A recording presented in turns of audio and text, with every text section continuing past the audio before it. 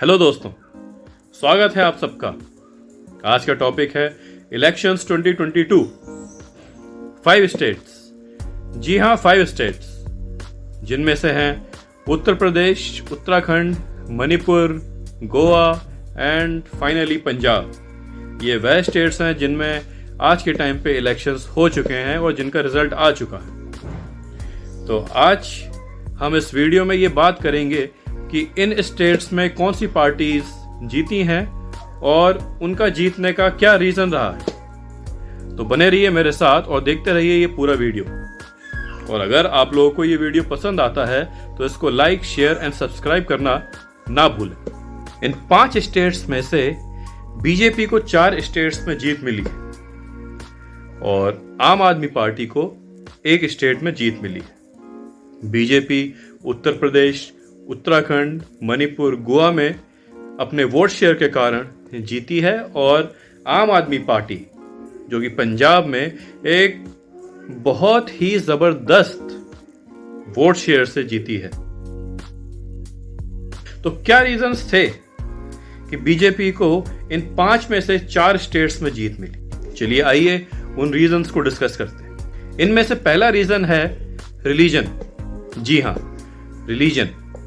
ये एक ऐसा रीजन है जिससे कई लोग इन्फ्लुएंस भी होते। तो ये कहना गलत नहीं होगा कि बीजेपी की जीत में ये एक उन रीजनों में से है जिसकी वजह से बीजेपी की जीत सुनिश्चित होती है। चलिए आइए दूसरे रीजन की बात करते हैं। किसी भी स्टेट में जब एक पार्टी चुनाव लड़ती है तो उसका सबसे स्ट्रॉन्ग बेस पॉइंट होता है उसका CM face, chief ministers face. जी हाँ, उत्तर प्रदेश में बीजेपी के पास एक बहुत ही स्ट्रॉन्ग फेस था, योगी आदित्यनाथ। दूसरी तरफ अपोजिशन पार्टीज में जैसे कि समाजवादी पार्टी, उनके पास सीएम उम्मीदवार थे अखिलेश यादव। 2022 के अगर चुनाव रिजल्ट्स देखे जाएं तो उनसे यह क्लियर होता है कि बीजेपी एक तरफा चुनाव जीती है, लेकिन 2017 के मुकाबले बीजेपी के वोट शेयर में कटौती हुई। बीजेपी को 255 सीट्स मिली हैं, जहां पे समाजवादी पार्टी को 111 सीट्स मिली। अगर हम परसेंटेज की बात करें तो 2017 के मुकाबले में बीजेपी का वोट शेयर कम हुआ है और समाजवादी पार्टी का वोट शेयर इंक्रीज हुआ है। 2017 में समाजवादी पार्टी का वोट शेयर था 21 या 22%।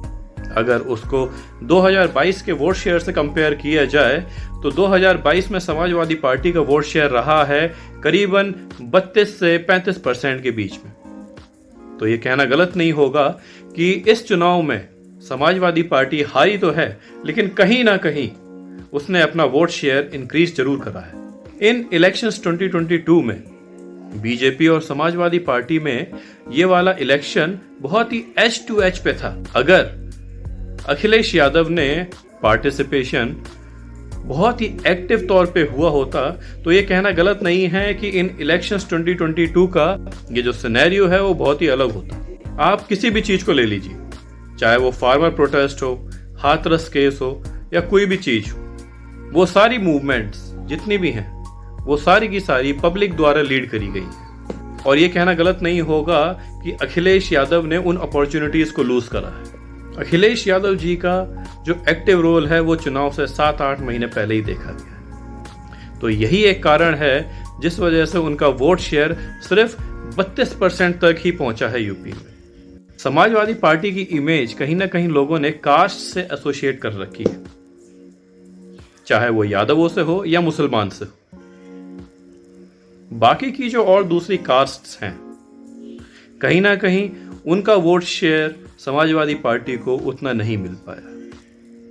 क्या मैं ये कह सकता हूं कि अखिलेश यादव उन दूसरी या अन्य पार्टियों के पास अपनी बात नहीं पहुंचा पाए?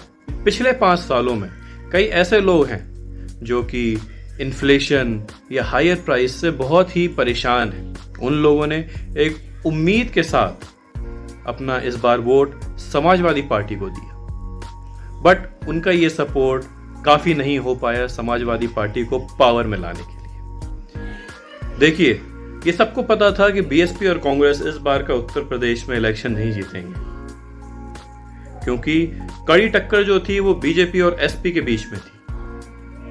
और अखिलेश यादव जी का ये लोगों को ना कहना, ये लोगों को मैसेज ना देना कि बीएसपी और कांग्रेस पे अपना वोट ना देकर हमें सपोर्ट करें, एसपी को सपोर्ट करें जीत के लिए, कहीं ना कहीं उनके ऊपर भारी साबित हुआ। क्योंकि अगर हम वोट्स की टैली को देखते हैं तो बीएसपी और कांग्रेस ने तकरीबन 15% का वोट शेयर लिया है।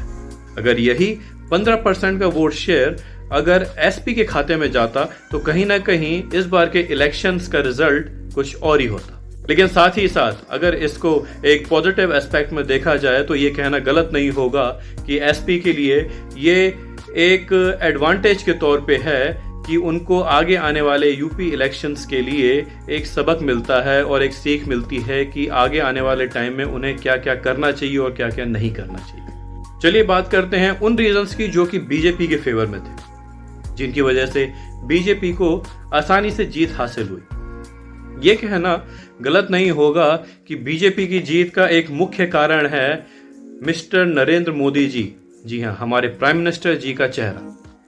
आप कहीं भी देखें, नरेंद्र मोदी जी की इतनी रैलियां होती हैं कि लोगों को सिर्फ उन्हीं का चेहरा दिखाई देता है। आप किसी भी सिचुएशन को देखें, वहां पे बीजेपी रिएक्ट करती है, चाहे वो पॉजिटिव हो या नेगेटिव।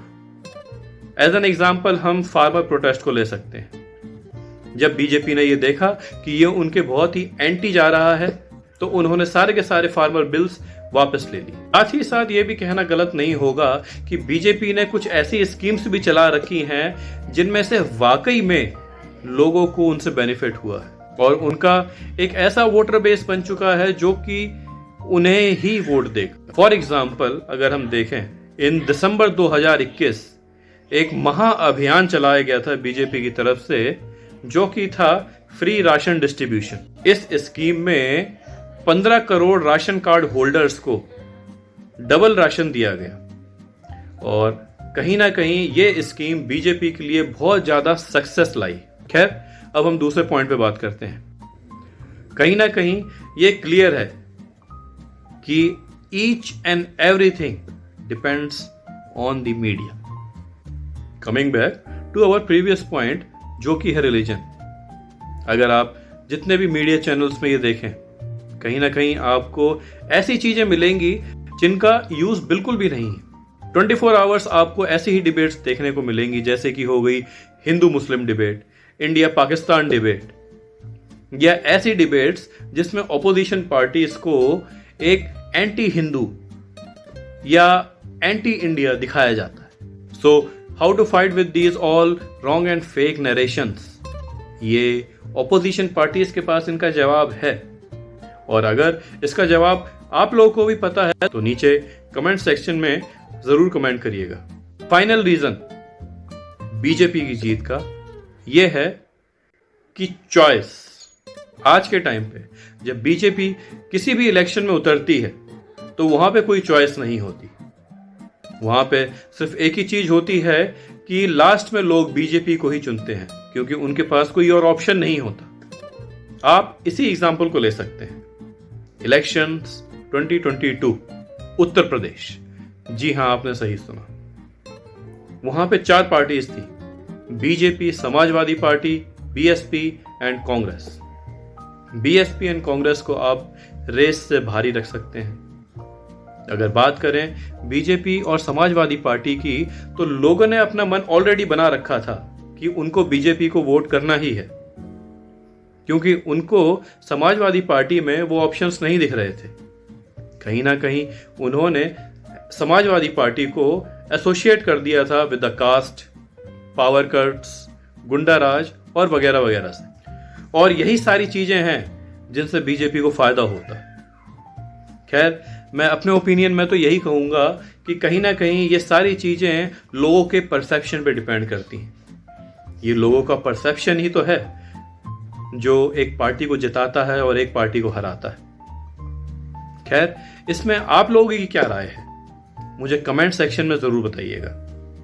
बात करते हैं अब पंजाब की।